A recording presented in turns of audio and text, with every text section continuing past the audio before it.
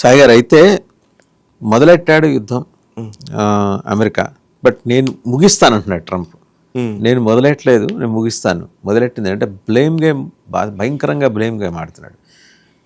రెండు ఆస్పెక్ట్స్, ఇది ఇజ్రాయెల్ని America వాడుకుందా, అమెరికాని Israel వాడిందా, దీన్ని కూడా మనం చర్చించాలి. ఎందుకంటే ఎంతసేపు ఇప్పటిదాకా ఏంటంటే ఇజ్రాయెల్ భుజం మించి అమెరికా కొడుతూ వచ్చింది. First time other way around America భుజం మించి నెతన్యాహు కొట్టాడేమో అని అనుమానం వస్తుంది. దీని ఇంపాక్ట్ అంతిమంగా యుద్ధం ఇంకో 4 వారాలు నడుస్తుందని ఆయన లెక్కేసుకున్నాడు. ఇది టీవీ సీరియల్ కాదు కదా 4 వారాలు నడవడానికి. ఖచ్చితంగా ఆ డేట్, ఆ టైం ఎట్లా చెప్తున్నాడు, టైం ఎలా ఫిక్స్ చేస్తున్నాడు? మీరు దాకా చాలా పర్ఫెక్ట్ పాయింట్ చెప్పారు. ఇజ్రాయెల్ అమెరికాను వాడుకుందా, అమెరికా ఇజ్రాయెల్ని వాడుకుందా అని. లిటరల్గా మాట్లాడితే ఇజ్రాయెల్ ఎవరి అవసరాలు వాళ్ళవి ఒకటి. ఇజ్రాయెల్ అవసరాలు ఏంటి అని అంటే కనుక ఇజ్రాయెల్కి డిఫెన్స్ పరమైన అవసరాలు మనం చాలా క్లియర్గా అర్థం చేసుకోవాలి. డిఫెన్స్ పరమైన అవసరాలు అంటే ఏంటి? అక్కడ ఆ దేశం మనుగడ సాగించాలంటే ఆ దేశం పైన ఎవరెవరైతే దాడులు చేస్తుంటారో, అంటే ఇజ్రాయెల్ ఏర్పాటు నుంచే ఈ గొడవ ఉంది. ఇజ్రాయెల్ ఎప్పుడైతే ఏర్పడిన నెక్స్ట్ డేనే అరబ్ నేషన్స్ దాడి చేశాయి. 6 దేశాలు ఒకేసారి దాడి చేశాయి ఏర్పడిన నెక్స్ట్ డేనే. ఓకే, 1948. సో ఆ డేనే జరిగింది. అంటే అప్పటి నుంచే వాళ్ళు యుద్ధం చేస్తూనే ఉన్నారు. ప్రతిసారి కూడా 6 డే వార్ అని యుద్ధాలు జరుగుతూనే ఉంటాయి, వాళ్ళ మీద మిసైల్స్ పడుతూనే ఉంటాయి. వాళ్ళు ఇజ్రాయెల్ సిస్టమ్ ఎలా ఉంటుందంటే మీరు చాలా ఆశ్చర్యంగా ఉంటుంది. ప్రతి ఇంట్లో ఒక బంకర్ ఉంటుంది, ఖచ్చితంగా ఒక బంకర్ కట్టుకోవాలి. అంటే బంకర్ అంటే ఒక చిన్న ప్లేస్, ఆ ప్లేస్ లో ఉండాలి. వాళ్ళు సైరన్ రాగానే లోపల దూరిపోవాలి. అక్కడ వాళ్ళు ఆల్మోస్ట్ లైక్ ఎట్లా అంటే బయాలజికల్ వెపన్స్ కూడా వస్తాయి. ఇప్పుడు మనం ఆఫీస్ కట్టామనుకోండి, ఆఫీస్ కడితే మనం ఫైర్ సంబంధించి ఎక్స్టింగ్విషర్ పెట్టుకుంటాం కదా మనము, ఫైర్ ఆపడానికి కావాల్సినటువంటి మెషిన్స్. అట్లా వాళ్ళు ఫైర్ ఆపడానికి కాదు, వాళ్ళు ప్రతి ఒక్కళ్ళు బయాలజికల్ వార్ఫేర్ ఏమన్నా కెమికల్ వెపన్స్ వాడతారేమో అని మాస్కులు కూడా పెట్టుకుని ఉంటారు. ఆక్సిజన్ మాస్కులు ఇవన్నీ ఉంటాయి, బంకర్లు ఇవన్నీ ఎప్పుడు ఉంటాయి. అండ్ అక్కడ ఉన్నటువంటి ఇజ్రాయెల్ దాని డిఎన్ఏనే ఒక వార్ఫేర్ నుంచి వచ్చింది, వారు యుద్ధం నుంచి వచ్చిన వాళ్ళు. నిజానికి వెస్ట్ ఏషియాలో ఉన్న ప్రతి దేశము కూడా యుద్ధం నుంచి వచ్చినాయి.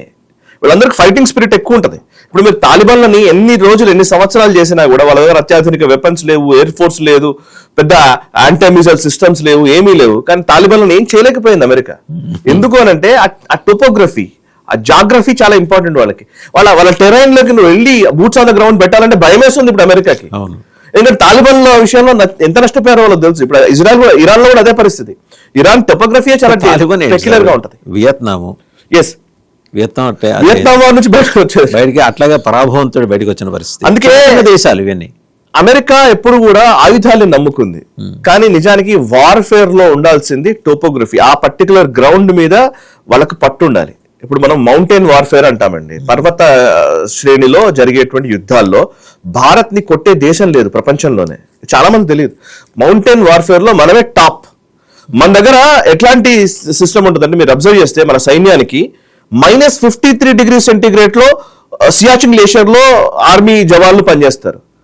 +50 degrees లో రాజస్థాన్ ఎడార్లో పనిచేస్తారు. అవును, +50 -50 ఇట్లాంటి వాతావరణం ఏ దేశంలో ఉండదు, ఏ దేశంలో ఉండదు. ఇప్పుడు అమెరికాలో అలస్కాలో యుద్ధం చేయాలంటే, వాళ్ళు అలస్కా అంటే పీక్స్ అవి, వాళ్ళకు ఫుల్ వింటర్ లో అక్కడ వర్క్ చేయాలంటే భారతదేశం ట్రైన్ చేస్తుంది అమెరికన్స్ కి. నిజానికి మీరు చాలా వాటిలో చూడొచ్చు మనం భారతదేశం. ఎందుకంటే మనం లదాఖ్ 19,000 feet హైట్ లో 20,000 feet హైట్ లో మన సైన్యం కస్తీగా వస్తుంది అక్కడ. ఓకే, మనం పహారా కాస్తున్నాం. సో మౌంటైన్ వార్ఫేర్ లో భారత్ కొట్టే దేశమే లేదు. మౌంటైన్ వార్ఫేర్ ఇప్పుడు నార్త్ ఈస్టర్న్ స్టేట్స్ లో కావచ్చు, లదాఖ్ లో కావచ్చు, మౌంటైన్ వార్ఫేర్ లో ఈవెన్ జమ్మూలో కావచ్చు, కాశ్మీర్ లో కావచ్చు, అట్లా లెక్కేసి. అంటే మనం ఎప్పుడు కూడా అర్థం చేసుకోవాల్సిన సైన్యాన్ని కేవలము మా దగ్గర టామహాక్ మిజైల్స్ ఉన్నాయా లేకపోతే B-2 బాంబర్స్ ఉన్నాయా కాదు, సైన్యం ఎంత గట్టిగా పనిచేయగలరు అనేది చాలా కీలకం. ఓకే, సైన్యంలో ఉండే మోరల్స్, సైన్యంలో ఉండే ట్రైనింగ్ క్యాపబిలిటీస్, మనకి ఏ సైన్యం ఏ హంగులు ఆర్భాటాలు లేకుండా.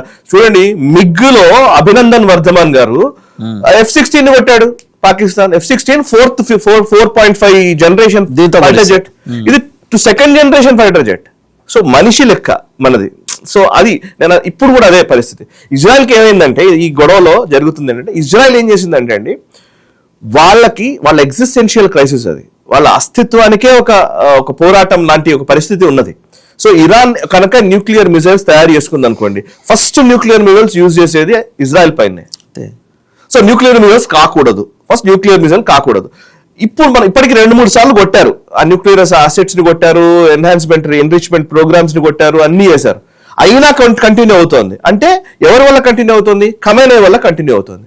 సో ఖమేనీని లేపేసేయాలి. ఆ రెజీమ్ ని లేపేస్తే మన చేతుల్లోకి ఇరాన్ వస్తే మనకు రాబోయే రోజుల్లో థ్రెట్ ఉండదు. ఖమేనీని లేపేసిన ఇది ఇజ్రాయెల్. ఖమేనీ ఆలోచన విధానాన్ని అంత తొందరగా లేపేలేరు కదా. అంటే అది మన కంట్రోల్లోకి తెచ్చుకోవాలి, అంటే ఆ పర్టికులర్ ప్లేస్ ని మన కంట్రోల్లోకి తెచ్చుకోవాలనేది. ఇప్పుడు మీకు అరబ్ నేషన్స్, మిగతా నేషన్స్ ఎవరు న్యూక్లియర్ వెపన్స్ తయారు చేసుకోవట్లేదు, అది వాళ్ళకి అంత దాని మీద ఫోకస్ లేదు కదా. వాళ్ళు ఏదో వ్యాపారం చేసుకున్నారు, డబ్బులు సంపాదించు అంతే. సో మరి ఇరాన్ మాత్రం న్యూక్లియర్ లోకి వెళ్తుంది అంటే మా పక్కన ఉన్నది అది. ఇరాన్ దేశం అనేది ఎవరి మీద యూజ్ చేస్తారు? నా మీదనే యూజ్ చేస్తారు. సో నా మీద యూజ్ చేస్తారు కాబట్టి ఫస్ట్ నేను దాన్ని లేపేయాలి. ఇది ఇజ్రాయెల్ లెక్క. ఈ లేపాలంటే ఏం చేయాలి? నాకు ఒక పెద్ద ఇష్యూ కావాలి, ఇంకో పెద్ద పాత్ర కావాలి. డొనాల్డ్ ట్రంప్ అనేవాడు కొంచెం మ్యావరిక్ గా ఉన్నాడు. ఈ డొనాల్డ్ ట్రంప్ ని కనుక సరిగ్గా మనం వినియోగించుకుంటే మనకి ఇది వస్తుంది అనుకున్నారు. సో 2 విషయాల్లో ఇజ్రాయెల్ సక్సెస్ అయింది. నెంబర్ 1, ఇరాన్ విషయంలో అమెరికాని రంగంలోకి దించి అమెరికన్ సపోర్ట్ తీసుకొని ఇరాన్ లో ఖొమైనీని వాళ్ళని కొట్టేయడం. అంటే అందరూ రెండో విషయంలో సక్సెస్ చెప్పాలంటే బాగా వాడేసింది అమెరికా.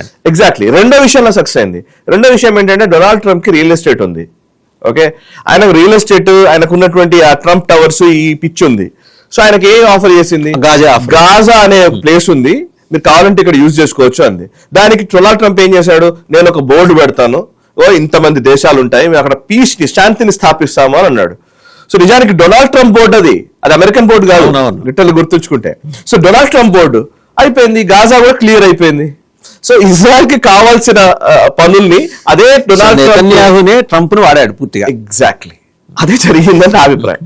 ఇది ఎన్ని రోజులు కంటిన్యూ అవుతుంది? ఇది క్వశ్చన్. సో ఇజ్రాయెల్ తన లక్ష్యాలని తాను నెరవేర్చుకుంది, తన ఆబ్జెక్టివ్స్ క్లియర్ చేసుకుంది. బట్ అమెరికన్ ఆబ్జెక్టివ్స్ ఏంటి? ఇది కావాలి మనకి. అమెరికన్ ఆబ్జెక్టివ్స్ ఏంటి? ఇప్పుడు ఇరాన్ తో యుద్ధం ఎన్ని రోజులు చేయగలదు? ఇరాన్ పర్స్పెక్టివ్ లో ఆలోచిద్దాం కొంతసేపు. నిజంగానే ఇందాక మనం మాట్లాడుకుంటున్నప్పుడు వచ్చిన పాయింటే, ఇరాన్ మీద దాడి జరిగిందా? ఇరాన్ పరిస్థితి అవుట్ కదా, మరి ఇరాన్ ఏం చేయాలి? ఇరాన్ కామ్ గా ఉండాలి. అనవసరంగా ఇరాన్ అరబ్ దేశాల మీద దాడి చేసిందని కొంతమంది అంటున్నారు. అనవసరంగా దాడి చేసిందా అని అంటే కనుక అది అనివార్యతలో దాడి. అది మనం అర్థం చేసుకోవాలి, అనివార్యత. ఇప్పుడు సింపుల్ లాజిక్, ఒకడు ఉన్నాడు, 2 మనుషులు ఉన్నారు, ఓ మనిషి వచ్చి ఒక మనిషిని కొట్టాడు అనుకుందాం. కొట్టిన వెంటనే ఏం చేయాలి? అయితే తిరిగి కొట్టాలి బలం ఉంటే.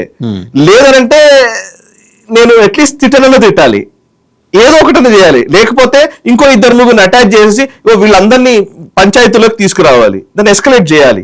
ఎస్కలేట్ చేయకుండా నేను కామ్గా కూర్చున్నాను అనుకోండి, ఆ పర్టికులర్ వ్యక్తి కామ్గా కూర్చున్నాను అనుకోండి, ఒక దెబ్బ కొట్టిన వాడు జేబులో ఉన్న డబ్బులు తీసుకుంటాడు, అవసరమైతే అని డిక్టేట్ చేస్తాడు, ఇంకా కూర్చుని పెడతాడు. సో ఇది ఇరాన్ స్వభావం కాదు, ఇరాన్ కూడా అనివార్యత. ఇమీడియట్ ఏం చేస్తుంది? ఒక అటాక్ జరిగిన వెంటనే నేను ఇప్పుడు ఎక్కడో ఒక దగ్గర దాడి చేయాలి, నేను నా ఎగ్జిస్టెన్షియల్ క్రైసిస్, ఈ క్రైసిస్ నుంచి నేను దాన్ని ఏదో చేయాలి. ఆ చేసే క్రమంలోనే వాళ్ళు దాడులు చేసుకుంటూ వచ్చారు. ఇప్పుడు ఇక్కడ ఇరాన్ వైపు ఎవరు నిలబడతారు ఇంకా తేలలేదు. రష్యా చైనా రంగంలోకి దిగుతాయా? నిజంగానే రష్యా చైనా సపోర్ట్ చేస్తాయా? ఇంకా దిగలే. ఎప్పుడు దిగుతారు అని అంటే, ఇప్పుడు ఫర్ ఎగ్జాంపుల్ 2 మనుషుల గురించి మనం మాట్లాడాం. ఒక పాపం వీక్ వ్యక్తి, ఈ కొంచెం స్ట్రాంగ్ గా ఉన్నవాడు ఈయన కొట్టాడు. ఓకే, ఆ వీక్ వ్యక్తిని కొట్టాడు అన్నప్పుడు వీడేం చేస్తాడు? ఈ వీక్ వ్యక్తికి సపోర్ట్ గా ఎవరు నిలబడరు, సమాజంలో ఎక్కడైనా కానీ నిలబడరు. సైకలాజికల్ ఆలోచిస్తే ఎప్పుడు నిలబడతారంటే, ఆ వీక్ వ్యక్తి పోరాట పటిమను చూసి వాడికి సపోర్ట్ చేయాలని ఉంది, తిరగబడితే చేస్తారు. ఆ వీక్ వ్యక్తికి సపోర్ట్ చేయాలని ఉంది, కానీ వాడు ఎంత దూరం కొట్టాడతాడో తెలియదు. రేపు పొద్దున నేను పిచ్చోడిని అయిపోతాను. సో ఎంత దూరం వెళ్తాడో తెలియదు. సో మధ్యలో వచ్చేవాడు పిచ్చోడు అవుతాడు. అట్లా కాకుండా ఉండాలంటే ఏం చేయాలి? ఈ పర్టికులర్ వీక్ గా ఉన్నవాడు కొన్ని రోజులు సస్టైన్ చేయగలగాలి. దాన్ని సస్టైన్ చేసినప్పుడు రైట్, వీడికి సపోర్ట్ చేద్దామనే ఆలోచన వస్తుంది. సో నా ఉద్దేశం ఏంటంటే, ఈ ఎస్కలేషన్ వల్ల ఇరాన్ కి అయితే గీతే రష్యా నుంచి వెపన్స్ రావడమో, లేకపోతే చైనా నుంచి సపోర్ట్ రావడమో, ఇంకో దేశం ఏమైనా సహకరించడమో, ఏదైనా చేస్తే వాళ్ళు ఏమైనా నిలబడడానికి అవకాశం ఉంటుంది అనే ఒక ఆలోచనతో కూడా వాళ్ళు ఈ పర్టికులర్ యుద్ధాన్ని కొంచెం ఎస్కలేట్ చేశారని నేను అనుకుంటున్నాను. రైటే, కానీ చుట్టుముట్టున్న ఇస్లామిక్ నేషన్స్ తోటి పంచాయతీ ఎందుకు? ఇరాన్ కి మొదటి నుంచి పంచాయతీలోనే ఉన్నారు వాళ్ళు. ఇవాళ వెళ్ళి కొట్టాల్సిన వాళ్ళు ఇప్పుడు వాళ్ళు అంటున్నది వ్యాపారం వాళ్ళు చేసుకుంటున్నారు. ఇరాన్ ఏమి వాళ్ళు అంటలేదు, ఇరాన్ లో వేలు పెట్టి కెలికే పరిస్థితి కూడా వాళ్ళు చేయట్లా. నేను బేసిక్ గా వాళ్ళ వ్యాపారాలు నా ఉద్దేశం ఏంటంటే, దీంట్లో ఒక లాజిక్ ఉంది. మామూలుగా డిప్లొమాటిక్ రిలేషన్స్ లో ఎట్లా ఉంటదంటే, ఇప్పుడు ఏం జరుగుతుంది అని అంటే కనుక వారం రోజులు మనం లిటిల్ మాడితే ఒక 1 వీక్ 4 రోజులు అవుతుంది. రెజిమ్ చేంజ్ జరగలేదు. నెంబర్ 1, రెజిమ్ చేంజ్ జరగలేదు. నిజంగా రెజిమ్ చేంజ్ జరగాలంటే టక్కుమని అయిపోయేది. ఇప్పుడు మీరు షేక్ హసీనా ఇష్యూ చూడండి. ఒక దానికి ఎస్కలేట్ చేసుకుంటూ వచ్చారు. ఒక్క రోజులో మొత్తం మార్చేశారు. ఒక్క రోజు ప్రజలు మామూలుగా రంగంలోకి దిగారు. 1-2 days లోనే షేక్ హసీనా పారిపోయింది దేశం వదిలి. పారిపోయేలా చేయగలిగారు, ప్రైవేట్ ఆఫీస్కి వెళ్ళగలిగారు, మొత్తం గొడవ క్రియేట్ చేశారు. ఇక్కడ జరగాలి. ఖమేనీ ఏం చేయలేకపోయారు కదా. అంటే ఇప్పుడు ఎవరిది ఇంకా ఇరాన్ స్ట్రాంగ్ గానే ఉన్నట్టే కదా అంతో కొంత. రెండో విషయము, ఇప్పుడు ఈ టైంలో గనక మిగతా దేశాల మీద దాడి చేయకపోతే అసలు నెగోషియేషన్ అనేది ఉండదు. మీరు ఆలోచించండి, సైకలాజికల్ గా ఆలోచిస్తే అసలు ఎవరు నెగోషియేట్ చేస్తారు? ఇరాన్ ఎవరి మీద దాడి చేయకపోతే అసలు ఇరాన్ తో మాట్లాడేవాడేవాడు? ఎవడన్నా ఇరాన్ కి అసలు మాట్లాడాలనుకుంటాడా? ఫస్ట్ అయిపోయింది, ఇజ్రాయెల్ వచ్చింది, అమెరికా వచ్చింది, కొట్టేసింది, అయిపోయింది అనుకుంటారు. ఇప్పుడు దాడి చేయడం వల్ల ఏమైందంటే ఇప్పుడు ఈ అరబ్ నేషన్స్ లో భయం మొదలుంది. భయం in the sense Arab nations మాత్రమే కాదు, భారత్ అవసరాలు వచ్చాయి ఇందులో, చైనీస్ అవసరాలు వచ్చాయి, రష్యా అవసరాలు వచ్చాయి, ఓకే, ఆ అరబ్ నేషన్స్ అవసరాలు వచ్చాయి. ఇవన్నీ ఇప్పుడు చర్చలోకి వచ్చాయి. మీరు కొట్లాడుకుంటున్నారబ్బా, నా ఇబ్బందులు నాకున్నాయి, మరి మా ఇబ్బందులు ఎవరు అడ్రస్ చేయాలంటే మాట్లాడండి అంటారు. అప్పుడు ఏమిటి, ఇరాన్ తో మాట్లాడాల్సి వస్తుంది, వీళ్ళతో మాట్లాడాల్సి వస్తుంది. ఒక ప్యాసేజ్, సేఫ్ ప్యాసేజ్ ఇవ్వడానికి ఒక అవకాశం వస్తుంది. అసలు ప్యాసేజే లేకుండా, అసలు ఈ ఇష్యూ లేకుంటే, వీడు కొట్టే పనే లేకపోతే, ఇప్పుడు మన సింపుల్ లాజిక్ అండి, భారత్ సంబంధించిన 1 కోటి మంది అరబ్ లో ఉన్నారు. ఓకే, దీనికి హార్మోజ్ కి లింక్ అయ్యి ఆయిల్ ట్రేడ్ అంతా నిలిచిపోయి ఉన్నది పరిస్థితి. ఇంకోవైపు ఏంటంటే ఈ పర్టికులర్ ఈ అంశంలో ఇప్పుడు అరబ్ నేషన్స్ కూడా ఏం ఆలోచిస్తాయంటే వాళ్ళ అవసరాలు ఉన్నాయి. దుబాయ్ ఇప్పుడు రియల్ ఎస్టేట్ ఇన్వెస్ట్మెంట్ హ్యావెన్ గా మారింది, రైట్? ఎక్కువ మనకి ఇన్వెస్ట్మెంట్స్ అంతా కూడా దుబాయ్ లో చేస్తున్నారు. దుబాయ్ ఒక టూరిస్ట్ డెస్టినేషన్ అవుతోంది. సో చాలా మంది డబ్బున్న వాళ్ళందరూ అక్కడికి వస్తున్నారు. వాళ్ళ టూరిస్ట్ డెస్టినేషన్ గా ఉన్నటువంటి దుబాయ్ ఈ రప్చర్ ని కోరుకోదు. వాళ్ళు వ్యాపారం చేసుకునే వాళ్ళు వ్యాపారాలు చేసుకుంటున్నారు. ఎగ్జాక్ట్లీ, వ్యాపారానికి ఇబ్బంది కదా. ఇప్పుడు మీరు అబ్జర్వ్ చేస్తే ఖతార్ ఎయిర్వేస్ గానీ, ఎతిహాద్ ఎయిర్వేస్ గానీ, కువైట్ కి సంబంధించి కానీ ఇప్పుడు మనము ట్రాన్సిషన్ పాయింట్ అది యాక్చువల్ నిజానికి మాట. ఇప్పుడు మనం భారతదేశం నుంచి ఏషియన్ కంట్రీస్ నుంచి యూరోప్ కి వెళ్ళాలన్నా, యుఎస్ కి వెళ్ళాలన్నా అక్కడే గల్ఫ్ నేషన్స్ లోనే విమానాల రాకపోకలు ఉంటాయి. ఇప్పుడు నువ్వు ఇంతమంది ఎఫెక్ట్ అయ్యారు, ఇక్కడ దాడి చేయకపోతే అసలు ఇరాన్ గురించి ఎవడన్నా మాట్లాడతాడా? ఓకే, వెనిజులా ఇష్యూ అయిపోతుంది. ఇప్పుడు వెనిజులాలో ఏం జరిగింది, మధురాను వేసుకున్నాడు, వెళ్ళిపోయాడు, అయిపోయింది, కథం, క్లోజ్. వెనిజులా గురించి ఎవరు మాట్లాడట్లే, వెనిజులా పక్షాన్ని కూడా ఎవరు తీసుకోవట్లే. బట్ వాళ్ళు ఇరాన్ పక్షాన్ని తీసుకోకపోవచ్చు, బట్ ఇరాన్ ని నెగోషియేషన్ టేబుల్ మీదకి తీసుకురావడానికి ఈ ఎస్కలేషనే కారణం. ఇవాళ నెగోషియేషన్ లోకి వస్తే మాకు కొంచెం సేఫ్ ప్యాసేజ్ ఇవ్వండి అని అంటే అప్పుడు ఇరాన్ కూడా కొన్ని పెట్టవచ్చు, రైట్, మేము చేస్తాం కానీ మేము న్యూక్లియర్ కి వెళ్ళాం, కానీ ఒక ఆలోచన, న్యూక్లియర్ కి వెళ్ళము కానీ మా విషయంలోకి జోక్యం చేసుకోవద్దు, ఇరాన్ రావద్దు, లేదా అమెరికా రావద్దు, ఇజ్రాయెల్ రావద్దు, ఎవరు రావద్దు. అట్లీస్ట్ వాడు చెప్పడానికి అవకాశం అని ఉంది. ఆ అవకాశం రావాలంటే అదే అంటున్నాను కదా, బలమైన వాడి మాటనే ప్రపంచం వింటుంది, రైట్? సో ఆ బలాన్ని ప్రదర్శించాడు. నిజంగా బలవంతుడా కాదా అది వేరే విషయం, కంపారిటివ్ థింగ్స్ వేరే ఉంటాయి కంపేర్ చేసుకుంటే. బట్ బలమైన వాడా కాదా కంటే కూడా అట్లీస్ట్ వాడు పోరాట పటిమ ఉంది, పోరాడుతున్నాడు అని చెప్పకపోతే నీ మాట ఎవడు వినడు, నీ గురించి ఎవడు పట్టించుకోడు. అయితే చివర్లో ఇదే దానికి సంబంధించి సాయి గారు చివర్లో ఇంకొక పాయింట్ యాడ్ చేయాల్సింది. ఇరాన్ ఎందుకు అంత ప్రావెస్నెస్ ప్రదర్శిస్తుంది అంటే వాళ్ళ దగ్గర లేటెస్ట్ ఖుర్రామ్ షహర్ 4 ఖైబర్ మిసైల్ ఉంది. దీంతో ఇది ఇండియన్ బ్రహ్మోస్ క్రూయిజ్ క్షిపణి కంటే ప్రమాదకరం, అందువల్ల అందరూ జంకుతున్నారు. ఈ ఎయిర్ క్రాఫ్ట్ ఇప్పుడు ఈ ఫ్లోటింగ్ సిటీ అన్నాం కదా, గెరాల్డ్ ఆర్ఫోర్డ్, అబ్రహాం లింకన్ కానీ వాటిని కూడా డిస్ట్రాయ్ చేయగలరు. నిజమా ఇదేమన్నా సూపర్స్టిషియస్ నరేషన్? ఇక్కడ ఇప్పుడున్న పరిస్థితుల్లో అంతా ఇన్ఫర్మేషన్ వార్ నడుస్తుందండి. ఎవరి ఇన్ఫర్మేషన్ నరేటివ్ అంతే, దట్స్ ఇట్. నిజానికి మాట్లాడితే ఎవరి సామర్థ్యం ఎంత అంటే నిజానికి ఇరాన్ ఈ పార్టీకి అది ప్రయోగించి ఉంటే గనక ఓకే. సో అండ్ అది అమెరికన్ ఫోర్సెస్ కో ఇజ్రాయెల్ ఫోర్సెస్ కో తెలియదని అనుకోవడం కూడా పొరపాటు అవుతుంది. మనకే తెలిసినప్పుడు వాళ్ళకి తెలియకుండా ఖచ్చితంగా. సో ఇప్పుడు వాళ్ళు ఈ పార్టీకి వాళ్ళు ప్రయోగించి ఉండాలి. నిజంగానే అంత క్యాపబిలిటీ ఉన్నదైతే మరి ఇప్పుడు 4 రోజుల్లో ఎందుకు దాన్ని ఉపయోగించలేదు? ఎప్పుడు ఉపయోగిస్తారు? ఇంకా దేశ అధ్యక్షుడిని, దేశ సుప్రీం లీడర్ నే చంపేశారు, మొత్తం అయిపోయిన తర్వాత ఇంకెప్పుడు చేస్తారు? సో అది జస్ట్ ఇన్ఫర్మేషన్ వార్ఫేర్ లో ఉంటాయి. ఇప్పుడు ఏంటంటే ఇన్ఫర్మేషన్ మా దగ్గర ఇది ఉంది, మా దగ్గర అది ఉంది అని చెప్తారు. ఇప్పుడు పాకిస్తాన్ చెప్తుంటారు చూసారా, పాకిస్తాన్ ఎట్లా అంటే అసలు మీ మొత్తం న్యూక్లియర్ అసెట్స్ తోటి మేము మొత్తం భారత్ లేకుండా చేస్తాము అంటారు. వాడు అసలు అనుకునే లోపు మనం కొట్టగలుగుతాం పాకిస్తాన్ మొత్తాన్ని. But that is the point. ఇప్పుడు ఈవెన్ చైనా కూడా అట్లా చెప్తుంది. చైనా అసలు ఏం చేస్తారంటే ఎయిర్ క్రాఫ్ట్ క్యారియర్స్ ని కూడా కూల్చగలిగే సామర్థ్యం ఉన్న మిజైల్స్ చైనా వద్ద మాత్రమే ఉన్నాయని చైనా చెప్పేది అదే. ఇప్పుడు నిజంగానే అంత క్యాపబిలిటీస్ ఉంటే మొన్న ఆపరేషన్ సింధూర్లో మీ డిఫెన్స్ సిస్టమే ఉంది, ఎలా కొట్టాము? సో అట్లా ఇప్పుడు అట్లా వెళ్తే చాలా ఉంటాయి. చైనా అది చూస్తుంటే ఒక రాయలసీమ ఏరియాలో ఒక సామెత వస్తుంది, పూజలు లేక బూజు పట్టున్నా కానీ నైవేద్యం పెట్టు నా మహిమ చూపిస్తాను. నిజంగా మహిమ ఉన్న దేవుడికి బూజు ఎందుకు పడుద్ది? చైనా క్లెయిమ్ కూడా అలాగే. ఎగ్జాక్ట్లీ బాగుంది, చాలా బాగుంది.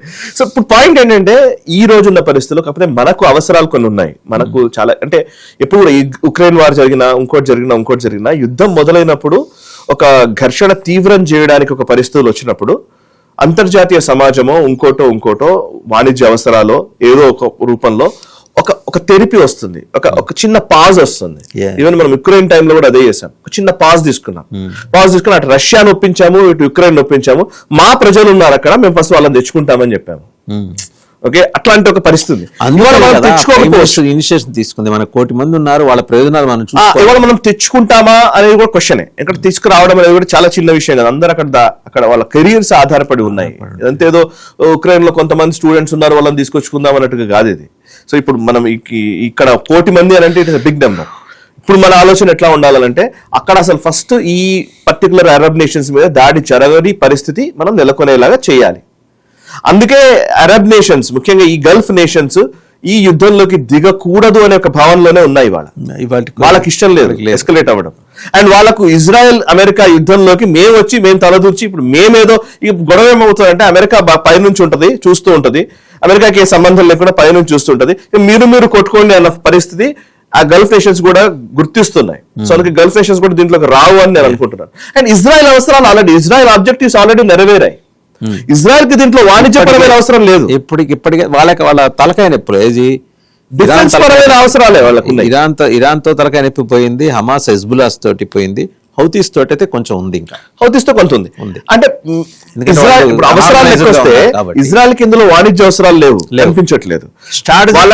రక్షణ పరమైన అవసరాలే ఓన్లీ స్ట్రాటజిక్ నెసెసిటీస్. ఎగ్జాక్ట్లీ, అది కూడా నెరవేరింది. ఇప్పుడు ఖమేనీ వాళ్ళని చంపేశారా, అయిపోయింది. ఇప్పుడు నెక్స్ట్ రాబోయే వాళ్ళు ఎవరు ఉంటారో వాడిని నయానో భయానో మిమ్మల్ని కూడా లేపేస్తామనే ఒక భావన క్రియేట్ అయిపోయింది. ఇప్పుడు వాడు న్యూక్లియర్ ఎన్రిచ్మెంట్ ప్రోగ్రామ్ అనేది ఇప్పుడు ముందుకు తీసుకెళ్లలేని పరిస్థితి ఉంటది.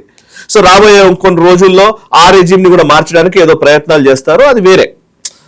రక్షణపరమైన అవసరాలు ఇజ్రాయెల్ కు ఉన్నవి నెరవేరాయి ఈ దెబ్బతో.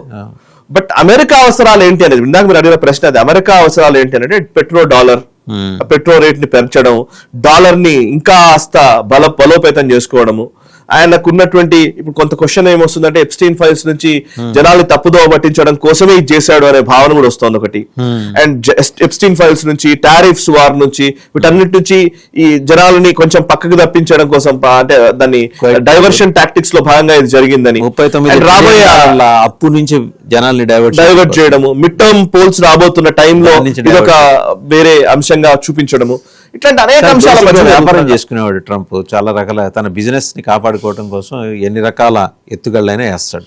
అవును, ఆయన రాజకీయాన్ని కూడా బిజినెస్ లాగానే చూస్తున్నాడు కాబట్టి, దేశాన్ని పరిపాలించడానికి కూడా బిజినెస్ లాగా చూస్తున్నాడు కాబట్టి, ఇంక ఇలాంటి మనకు ఉన్న అవసరాల్లో మనకి అసలు అన్నిటికంటే చెప్పాలంటే భారత్ కి కొంచెం ఎక్కువ ఎఫెక్ట్ ఉంది ఇది. మనము ఈ గల్ఫ్ రీజియన్ తో ఎక్కువగా మనము డిపెండ్ అయి ఉన్నాం, నిజానికి డిపెండెంట్ అండ్ అటాచ్డ్ కూడా. 3 అంశాల్లో. ఒకటి, మన జనాభా లేదా మనకు సంబంధించినటువంటి భారతీయులు చాలా మంది అక్కడ ఉన్నారు, 1 కోటి మంది ఉన్నారు, ఉపాధిస్తున్నాయి. అది చాలా కీలకం. గల్ఫ్ దేశాలు ఉపాధిస్తున్నాయి. నెంబర్ 1 అది, దాన్ని ఎట్లా క్లియర్ చేసుకోవాలన్నది ఒకటి ఉంది. 2, పెట్రోలియం ప్రోడక్ట్స్, అక్కడ నుంచి వచ్చేటువంటి పెట్రోలియం ఉత్పత్తుల మీద డిపెండెన్సీ ఉంది కాబట్టి దానికి ప్రత్యామ్నాయాలు ఏంటి, రష్యా నుంచి మనం ఎక్కువ తీసుకోవాలి, దాని మీద మనం దృష్టి సారిస్తున్నాం. సో అదొకటి. అండ్ కాకపోతే చాలా ఖర్చుతో కూడుకున్నది అవుతుంది. అండ్ ఇప్పుడు ఇక్కడ పెట్రోలియం మనం డైరెక్ట్ గా ఇక్కడ తీసుకుంటాం కాబట్టి ఎవ్రీ డే మనకు వచ్చేటువంటి ఆయిల్ సరఫరా ఇప్పుడు మనకు 25 రోజులు 30 రోజులు మనకు ప్రాబ్లం ఏం లేదు అని అంటున్నారు. 20-30 డేస్ వరకు మనకేం ప్రాబ్లం లేదు అని అంటున్నారు. బట్ చూద్దాం అది ఎన్ని రోజులు పోతుందో తెలియదు. 3వ అంశం ఉంది ఇందులో, మన ఎక్స్పోర్ట్స్. మనం దిగుమతి చేసుకోవడం ఒకటైతే, ఎగుమతి. బాస్మతి రైస్ మనం ఎక్కువ ఎక్స్పోర్ట్ చేస్తాం. బాస్మతి మెయిన్ గా ఇరాన్ లేకపోతే ఈ గల్ఫ్ నేషన్స్ కే ఎక్కువ వెళ్తుంది బాస్మతి.